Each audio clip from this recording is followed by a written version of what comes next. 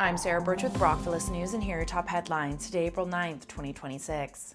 At about 4:45 p.m. on Saturday, April 5th, Tim Jowett and Marianne Inglis, who live on County Road 6 in Elizabethtown, Kittley, were woken up from a nap when they heard what they described as a transport turning over. A pickup truck driving north had left the road and crossed multiple yards before crashing on their front yard. It is still unclear how or why the truck left the road, but the driver of the vehicle, a man estimated to be in his early 20s, survived the crash with minimal injuries. He was determined to have a blood alcohol level of 0 and tested negative for drug use. Police officers were called at about 6 a.m. on Tuesday, April 7th after a 4-year-old child was found unclothed in the hallway of a multi-unit dwelling in the Kensington Parkway area. The caller determined the child had come from a nearby unit where a 7-year-old child was also located alone. Officers attended and found both children had been left without supervision for several hours, and the residence was said to be in poor condition. The Children's Aid Society was notified and attended to assist in the investigation. A 34-year-old man and a 31-year-old woman were both arrested and held for a bail hearing. Read more at brockvilleist.com. As the summer draws near, the St. Lawrence Shakespeare Festival is set to return for its 2026 season with an ambitious and diverse lineup.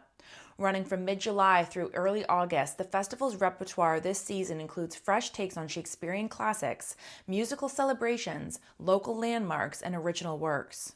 Headlining the season is the world premiere of R&J and Joni, a musical adaptation of Shakespeare's Romeo and Juliet that incorporates the discography of Joni Mitchell. The season's second major production, Macbeth at the Tower, will offer an immersive walkabout journey at the Maitland Tower.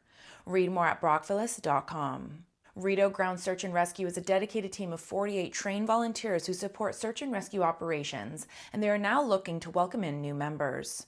Their spring intake is now open with the basic search and rescue course running from April 18th and 19th and May 2nd and 3rd. Volunteers must be at least 18 years of age and should generally be in good health, as the terrain covered in some searches can be challenging. In other news, Sherwood Park Manor is inviting Brockville residents to support their seniors and long-term care workers through their coffee fundraiser, Grounds for Growth, this month.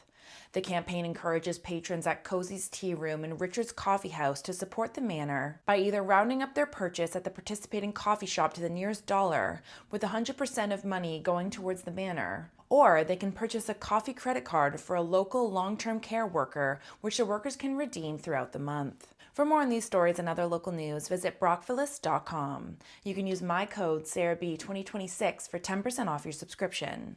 Thank you for supporting local journalism.